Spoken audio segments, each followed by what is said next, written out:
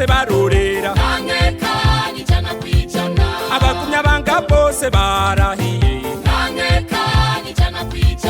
abakenyera rugamba bazikenyeye imbonera kure zose zabisinyiye tsinda tsinda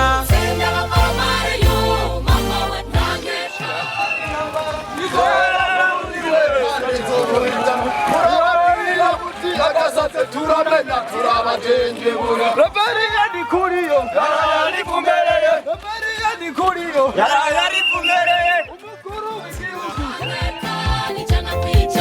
ehera babirapanze inkona yavuguse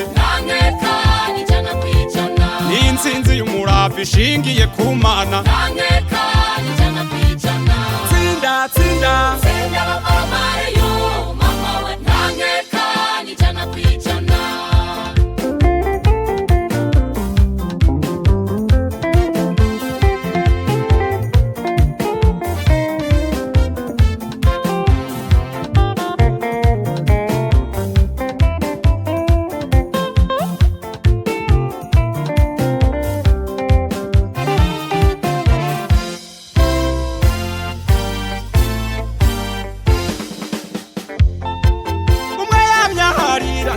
yirorere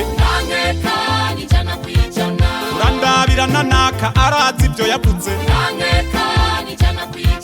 akuzuye ntikamurikwa inkoni irarara ntusige turajana kwitorera iyo nkona tsinda tsinda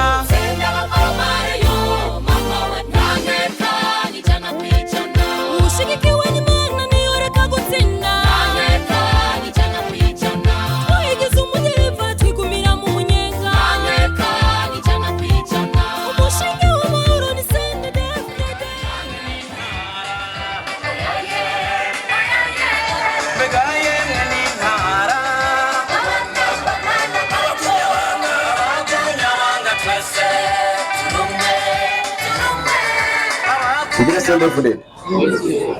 ndabona imbona kuri munsi mwitavye kandi ni sawa murashajije mumeze neza n'inguvu ndabona murazifise ariko nagoma ndabibutse ko karahara mu Ruganda ntibacura naco ni umutekano w'igihugu ni uwacu imbona kure tubwirizwa kurara ijoro n'umutaga duteramira amahoro n'umutekano mu gukingira igihugu cyacu cy'u Burundi gukingira bene cyo abagunyabanga n'ivyabo cyo gituma nabasaba kurikanura dukoreshe ivyo rusanzwe dukoresha twigishijwe amaso amatwi n'umunwa Njani yumvira umugambwe sende Dr. Zingene wahari amahoro n'ubutungane abantu bari baramerewe nabi. Nindungika abana mu mashuri kugira ngo bashobore kwiga nabo ndetse ntibashobore ivyigwa mbapfira bose nabo Burundi. Iyo bamwe abatwari bibunga amahoro n'ubumwe sinjagura kujya n'umunaka mbega abantu mubona bapfike bapfugusa nibashire hamwe. Barundi sinzi turiko turashima dushimira se mitete futete yatubaye ubumwe n'amahoro.